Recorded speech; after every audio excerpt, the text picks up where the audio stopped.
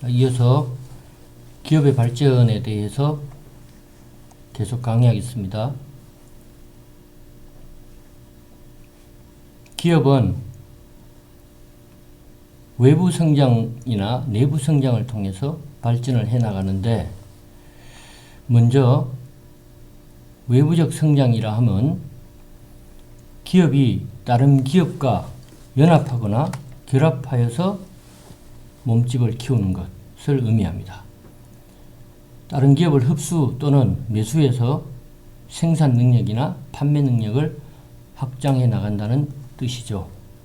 그리고 내부적 성장은 기업 이익을 다른 데 투자하지 않고 유보해서 축적해 두고, 또 외부에서 자본을 추가로 조달해서 기업의 몸집을 내부적으로 키워나가는 것. 그래서 현재 내가 가지고 있는 기업을 확대시켜 나가는 것, 그것을 내부적 성장이라고 의미합니다.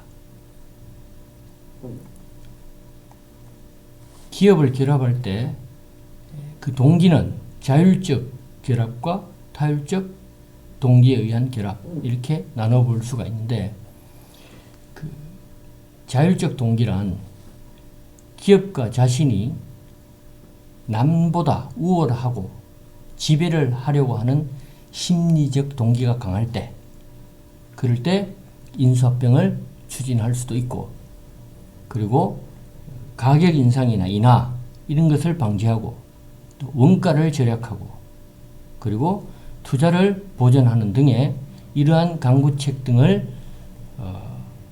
고려해서 경제적으로 효과를 얻고자 하는 그런 심리가 작용됐을 때 기업 인수 합병을 추진하는 경우가 있다. 그리고 타율적 동기란 국가에서 경제 정책상으로 필요에 의해서 강제적으로 행해지는 결합 형태를 의미를 합니다. 뭐 이런 사례도 좀 뒤에 한번 들어보도록 하겠습니다. 그리고 기업 결합의 목적은 경쟁의 억제가 그 하나고, 두 번째, 시장의 독점적 지배에 대한 욕심도 그 하나다. 뭐냐? 내가 A라는 시장에 B라는 제품을 가지고 독점적으로 영향력을 행사하고 싶다. 가격도 내가 마음대로 정할 수 있고, 공급도 내가 마음대로 할 수 있는 그러한 시장의 지배를 한번 해보겠다. 이러한 목적도 기업 결합의 하나로 볼 수 있습니다. 그리고 경영의 합리화도 기업 결합의 목적입니다. 원자재를 대량으로 구매한다든지, 또 광고비나 판매비를 절약할 수도 있고, 그리고 업무를 표준화해서 두 개 기업이 각자 놀던 것을 하나로 묶음으로 인해서 모든 합리화를, 경영의 합리화를 꾀할 수 있다. 이렇게 판단에 의해서 기업 결합을 하는 목적도 있습니다. 그리고 재무적으로도 이익을 받을 수가 있다. 뭐냐? 금융기관으로부터 받는 별시나 이런 것들을 기업 규모를 키움으로 인해서 피해 나갈 수 있다. 이런 뜻이 될 수 있겠습니다. 기업 결합 형태는 세 가지가 있는데, 기업 연합부터 알아보겠습니다. 기업 연합이란 기업 상호 간의 법률적인 독립성은 유지한다. 그리고 각자 경영에 대한 일정한 협약을 맺고, 그 협약된 범위 내에서 결합관계를 가지면서 경제적으로 독립성을 갖는 것, 이것을 기업연합이라고 합니다. A와 B사가 같은 계열로 이렇게 결합이 되되 경영은 각자 독자적으로 해나가는 방법, 이것을 기업연합이라고 하고, 기업합동은 동종 같은 업종 또는 이종 기업의 다른 업종 기업의 다수가 경쟁 방지나 이익 도모를 목적으로 법률상, 경제상 그 독립성을 상실하고 자본의 단일 지배 기관으로서의 지배하에서 통일적으로 결합하는 형태를 의미합니다. 요즘 그 한국의 그룹사들은 그 지배회사를 가지고 그 계열사를 통제하고 있는데 주로 우리나라에 있는 기업 그룹들의 형태로 볼 수도 있겠습니다. 기업 집단이란 개별 기업들이 법률상 독립적이지만 실질적으로는 자본의 소유 또는 금융상의 관계에 의해서 결합되어 있는 것을 의미합니다. 예를 들어서 지주회사를 두고 계열사를 통제해 나가는 방법, 이런 것들을 들 수가 있겠죠. 크게 뭐 중요하진 않지만 어쨌든 이런 형태가 있다. 그 다음에 또 설명되는 부분들을 참고해 주시기 바랍니다. 기업 인수합병 형태, 즉 M&A의 개념부터 한번 알아보죠. M&A는 1990년 중반부터 시작됐는데, 금융위기 때 IMF죠. IMF 이후에 기업 구조조정의 수단으로 부각이 되었습니다. 그때 굉장히 경제가 어려웠기 때문에 기업들도 부도가 많이 나고 해서 같은 업종끼리 혹은 다른 업종이 또 다른 업종을 흡수합병하는 사례들이 굉장히 빈번했고 정부에서도 많이 개입했던 사례가 있습니다. 계속 M&A 개념을 이어나가서 설명을 드리면, 기업이 외향적으로 경영 역량을 강화해 나가는 방법 중에 하나로 추진되는 것이 M&A다. 신규 기업을 M&A 하는 방법이 있고, 또 기존에 있던 기업끼리 M&A를 하는 방법이 있는데, 신규 기업의 M&A는 신규 사업에 참여하는 시간을 단축하고 또 시장 진입이 아무래도 용이하겠죠. 또 기존 회사의 경영 노하우나 인력 이런 것들을 활용할 수 있기 때문에 투자 비용이 절약된다는 장점이 있는 반면, 기업 지배권이나 부가 그 큰 기업으로 집중될 수 있고, 그 다음에 무리한 경영에 따른 재무 상태의 불안을 초래할 수 있다는 단점을 들 수 있겠습니다.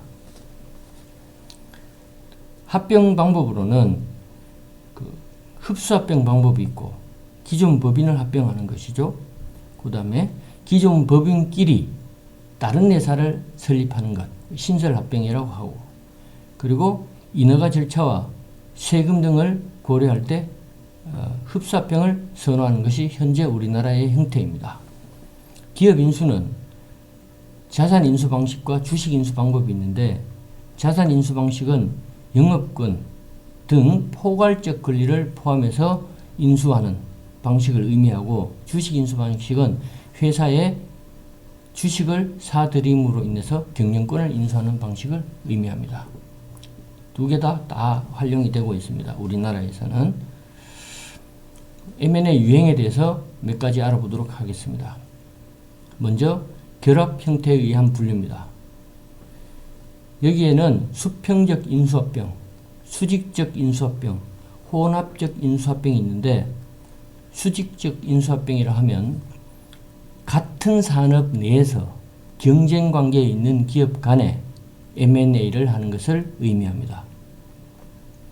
기업 규모의 증대로 시장 점유율을 높이고 원가 절감을 통해서 규모의 경제를 실현할 수 있다는 장점이 있는 반면에, 독과점 기업 출현을 우려하여서 정부에서 규제를 받을 수도 있다. 이러한 단점을 가지고 있습니다. 국민은행이나 주택은행이 서로 합병한 것, 하나은행과 외환은행이 합병해서 하나은행으로 바뀐 것, 이런 것들을 수평적 인수합병, 그러니까 같은 레벨에 있는 산업 내에서 같은 레벨에서 경쟁하고 있는 기업 간의 M&A를 사례로 볼 수가 있겠죠. 다음으로 수직적 인수합병인데, 상품과 서비스에서 서로 다른 기업들 간의 흡수합병을 얘기합니다.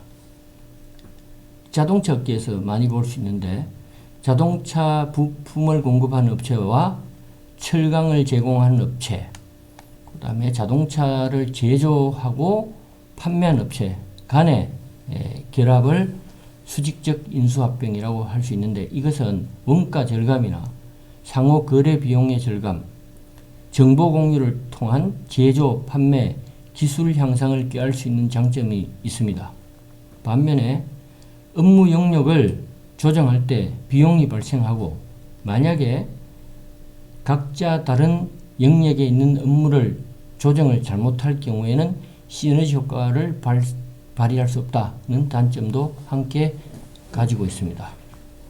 혼합적 인수합병이란 서로 관련이 없는 비관련 업종 간의 인수합병을 의미하는데 다각화를 통한 사업 포트폴리오 확장, 경영 위험을 분산시킨다. 재무적 통합으로 자원 배분의 효율성을 증대한다. 경영 통합에 따른 효율 경영 시너지 효과를 제고한다. 이런 것들을 혼합적 인수합병의 목적으로 들 수 있겠습니다.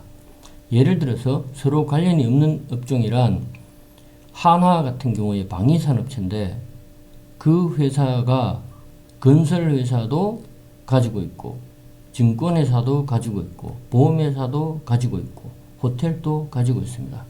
이런 것들은 사업 포트폴리오라고 합니다. 방위산업체에서 돈을 못 벌 경우에 건설을 통해서 돈을 벌고 건설을 통해서 돈을 못 벌 경우에 금융권을 통해서 보험회사 등 금융권을 통해서 돈을 벌 수 있다. 이렇게 사업 포트폴리오를 확장시켜서 서로 시너지 효과를 제고하는 방법 이런 것을 목적으로 하는 것을 혼합적 인수합병이라고 할 수 있습니다. 다음 M&A 유형에서 두 번째로 거래 형태에 의한 분류입니다. 거래 형태에 따라서 기업 합병과 기업 인수는 먼저 기업 합병은 흡수합병과 신설합병으로 나누는데 흡수합병은 어떠한 기업이 다른 기업을 합병하고 법률적으로 계속 존속시키는 것. 조금 전에도 이 얘기를 했는 사항입니다만 거래 형태에 따라서 이렇게 분류가 된다는 얘기죠. 그리고 신설합병은 합병 기업이 해산, 소멸 후에도 법적이나 경제적으로 계속 승계가 되고 또 새로운 기업을 신설하는 것, 그것을 의미합니다.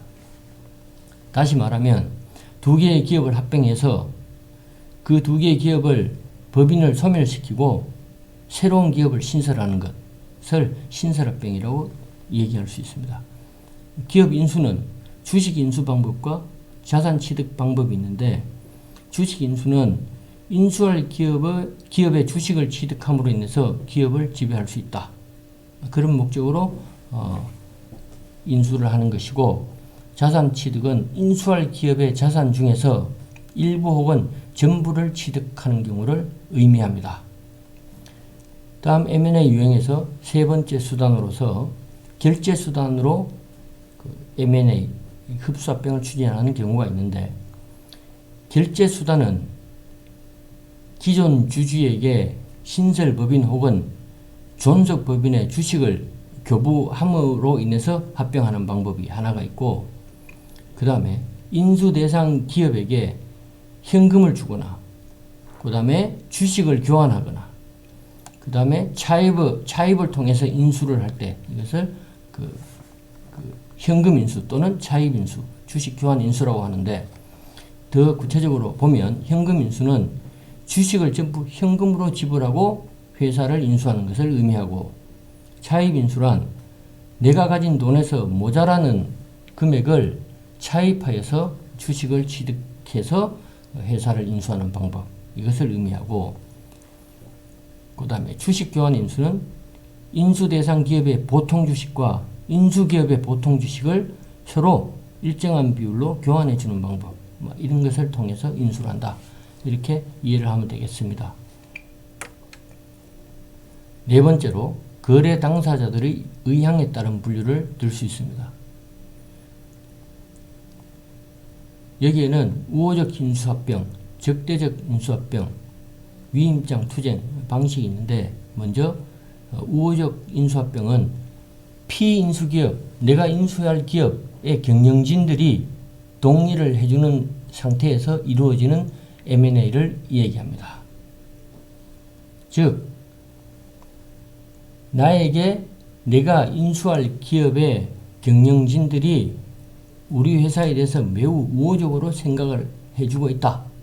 그것을 전제로 인수합병하는 방법을 우호적 인수합병이라고 하는데, 이것은 합병 시너지 효과로 기업 가치 증대나 경영진의 자본 이득을 실현할 목적으로 하는 방법이 되겠습니다.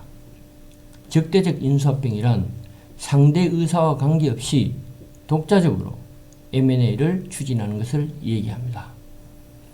상대 주주들에게 주식 가격을 제한하고 주식을 양도받는 행위, 이런 것들이 사례가 될 수 있겠죠. 다음으로 위임장 투쟁 방식이 있는데, 상대 기업 주식 중에서 일부만 확보하고 나머지 주주들 중에서 주주총회에서 의결권을 대리 행사할 수 있는 위임장을 받아서 이사진을 우호적으로 확보함으로써 경영권을 확보하는 방법, 이것을 위임장 투쟁 방식이라고 합니다. 기타 재산부채 이전 방식이 있는데, 이것은 우량자산과 부채를 선별해서 인수하는 방식입니다. 버릴 것은 버리고 취할 것만 취한다는 것이죠. 그래서 이건 주로 은행들이 퇴출당할 때 활용되었던 방법인데, 인수할 자산과 부채에 대해서 정밀한 평가가 관건이 되겠습니다. 인수합병 사례는 부지기수입니다만 대표적인 사례 하나만 들죠. 현재 SK하이닉스라는 회사가 있습니다. 그 회사는 과거에 현대전자와 LG반도체가 결합해서 현대하이닉스로 운영되던 회사였습니다. 이 회사는 1999년 10월에 IMF로 인해서 외환위기 때죠. IMF 외환위기 때 IMF 국제통화기금으로부터 우리나라가 지배를 당했던 시절, 그 시절에 정부에서 개입해서 구조조정을 했던 그 사례입니다. 그 당시에 현대전자는 메모리 반도체를 생산하고 있었고, LG 반도체는 비메모리 반도체를 생산하고 있었는데, LG는 흑자가 났고 현대전자는 적자투성이었습니다. 그래서 그 적자 두 회사를 흡수 합병을 할 때, 두 회사를 정부에서 개입해서 합병을 시킬 때 그 흑자투성이인 LG 반도체는 괜찮았지만 적자투성이인 현대전자 때문에 계속 자금이 지출되고 문제가 많아져서 처음에는 고전을 많이 했습니다. 그래서 서로 다른 반도체의 우위를 무시하고 기술 방식이나 생산 시스템을 고려하지 않은 채 흡수합병을 했기 때문에 시너지 효과도 매우 약했었다. 그리고 그 당시에 반도체 시장도 굉장히 침체되어서 오히려 M&A 이후에 부실화가 촉진되었던 실패한 사례로 볼 수가 있어서 현재까지도 정부가 개입한 좋지 못한 사례로 남아 있으나, 결과적으로는 SK하이닉스가 인수한 이후에 최근에 반도체 경기 회복도 됐고, 그 다음에 피나는 자구 노력을 통해서 연속 흑자를 기록하고 있고 세계 2위의 반도체 생산업체로 올라섰습니다. 그래서 이러한 사례들도 있는데, 정부에서 달려들어서 구조조정을 시키고 흡수합병을 시킨 실패 사례였지만, 결과적으로는 SK하이닉스가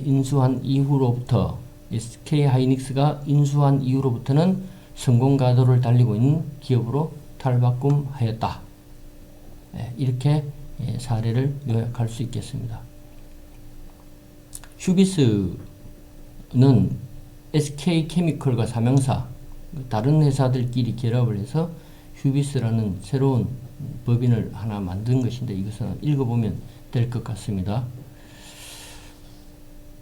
자, 다음은 기업의 계열화에 대해서 얘기해보죠.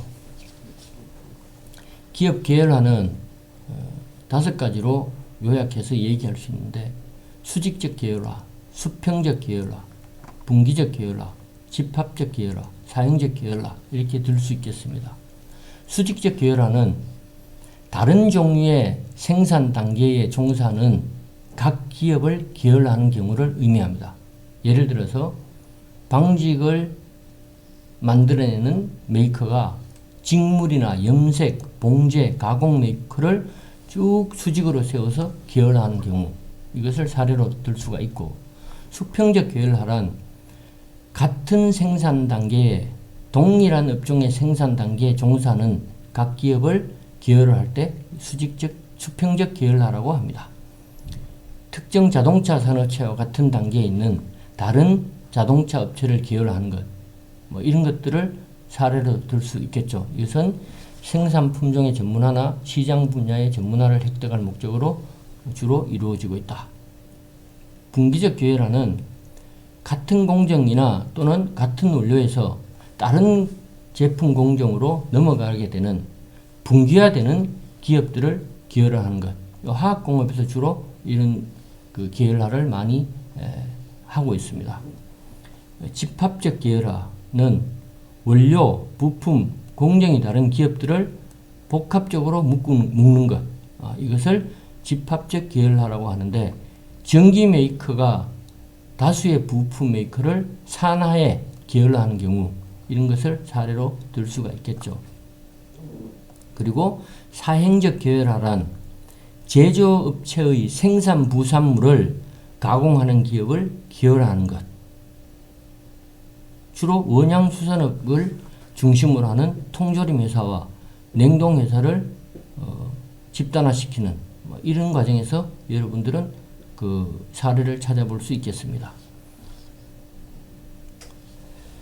자, 그럼 다음 기업의 국제화에 대해서 다음 단원에서 강의하기로 합니다.